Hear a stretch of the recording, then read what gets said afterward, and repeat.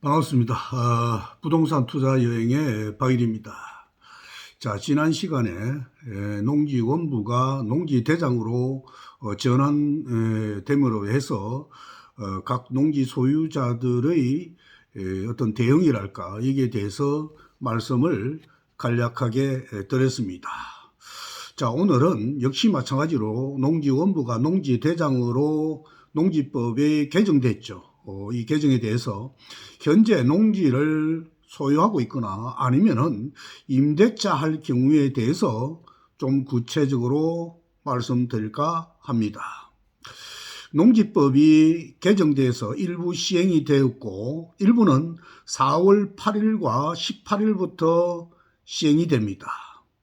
농지를 소유하고 있는 사람들은 물론이고 부동산 전문가라고 하거나 또는 공인중개사 그리고 임차인이나 농지를 소유하고 있는 사용자들이 어떻게 해야만 하는지 많이들 아마 헷갈리고 있을 것 같습니다. 한마디로 하던 대로 하시면 되겠습니다. 만약에 법을 위반한 내용이 있다면 고치면 됩니다. 그렇게 생각하지 마시기 바랍니다. 그런데 또 헷갈리는 것은 바로 농지 투자에서 기본이 정립되지 아니하였기 때문입니다. 기본을 알고 정석대로 하시면은 별 다른 문제가 되지 않습니다. 법이 개정이 되든 안 되든 제도가 바뀌든 안 바뀌든 법에서 규정하고 있는 대로 사용하면은 문제가 될 것이 하나도 없습니다. 개정된 농지법의 주요 내용을 다시 한 번 더 요약해 보면은 먼저 농지 취득 심사를 강화했다라는 것입니다. 이는 농지의 보유 관리에 대한 이용 실태 조사를 강화한다는 것이고 농지법 위반 행위에 대해서는 강한 처벌을 내리겠다는 것입니다. 결국은 법대로 정석대로 농지를 취득하고 나아가서 보유 관리를 성실히 한다면 아무런 문제가 될 것이 없습니다. 그렇다면 현재 처한 사항에 대해서 어떻게 해야 되는지에 대해서 말씀을 드릴까 합니다. 농지를 소유한 사람들은 어떻게 해야 할까요? 임대나 임차를 하는 농지 소유자는 역시 어떻게 해야 할까요? 자, 다른 용도로 사용을 하는 경우에는 또 어떻게 해야 할까요? 자, 한마디로 농지를 보유 관리하는 방법도 천차만별이 있을 수 있습니다만 대략적으로 요약을 해서 살펴보면은 먼저 제촌을 하면서 작용을 하는 사람은 지금처럼 제촌 작용을 하면 됩니다. 한마디로 아무런 걱정할 필요가 없이 그저 하는 대로 하면 됩니다.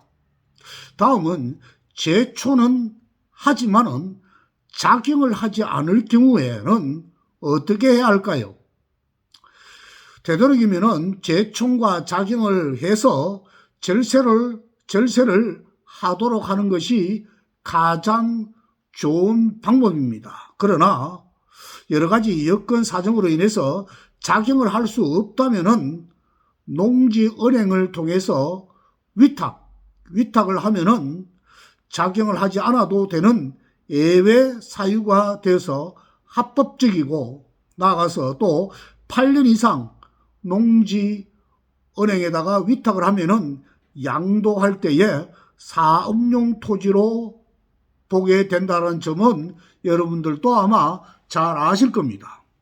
물론 상속을 받거나 법 시행 이전 취득 등 사인 간의 임대차를 해도 농지법에 저촉되지 아니하는 경우가 있지만은 이 경우에는 농지은행 위탁으로 절세를 하는 것이 더 나은 방법이라고 생각이 되어집니다. 다음은 제초는 못하지만 작용을 하는 경우는 어떻게 해야 할까요? 작용을 하는 농지라면은 현재처럼 그냥 작용하면서 보유 관리하면 되겠습니다. 다만 이 경우에는 농업경영체와 농지대장에 대하여 작물 재배라든가 경작 등 변경사항이 있을 때는 신고하면서 농업경영체 등록 관리를 잘 하면서 농업인을 유지하고 개정된 농지대장도 변동사항 등 신고를 잘 하면서 작용 입증을 위한 자료 관리에 좀 더 신경을 써야 할 것으로 보여집니다. 그리고 농업경영체 등록된 농업인이 되었으면은 주소지 관할 지역 농협에 가입을 해서 출자금이라든가 또는 이용료, 배당 등 조합 투자로 이익도 챙길 수가 있으면 더 좋겠죠. 다음은 제촌도 못하고 작용도 못할 경우에는 어떻게 해야 될까요? 이럴 경우에는 작용이 안 되는 사람이라면 농지은행에 위탁을 해서 보유 관리하는 것이 가장 좋은 방법이라고 저는 생각을 합니다. 끝으로 말씀드리고 싶은 것은 작용은 물론이고 농지은행 위탁도 못하겠다고 한다 그러면 어떻게 될까요? 가급적 빠른 시일 내에 한마디로 매도하는 것이 현명한 방법이라고 생각이 되어집니다. 그래도 팔 생각은 없다고 할 경우에 다른 방법은 없을까요? 농지법 예외상이라면 누군가 농사를 지으면서 보유 가능하나 그 외 농지를 작용이나 농지은행 위탁을 하지 않고 보유할 경우에 처분 명령을 받게 될 것입니다. 결국은 처분하거나 이행강제금을 매년 25%씩 내면서 보유해야 되는 문제에 처할 수가 있게 됩니다. 그래서 처분하는 것이 가장 좋은 방법이라고 저 개인적으로 말씀을 드린 겁니다. 자, 결론적으로 농지 투자에는 제촌 작용을 하는 것이 가장 좋은 방법입니다. 제촌 작용이 불가능할 경우에는 정부 또는 농업인용 유지할 만큼 작용을 하면서 농업경영체 등록을 하고 조합원 가입을 하시면은 아마 많은 도움이 될 것입니다. 만약 작용이 불가능한 농지에 대해서는 농지은행에다가 위탁을 해서 합법적으로 관리를 하고 절세하는 것이 좋다고 생각이 됩니다.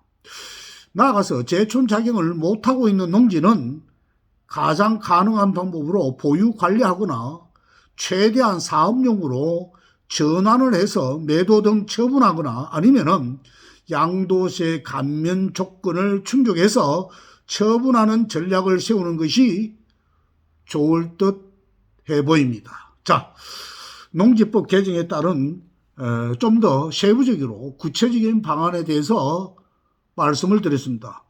여러분들이 제가 지금 방금 말씀드린 내용에서 과연 그 몇 가지 사항에 여러분들은 어디에 속할까요? 각자 방금 말씀드린 내용에 대해서 처한 내용에 대해서 각자 대응책을 세워야 할 것으로 생각이 되집니다. 수고 많았습니다. 좋아요와 구독 부탁드리겠습니다.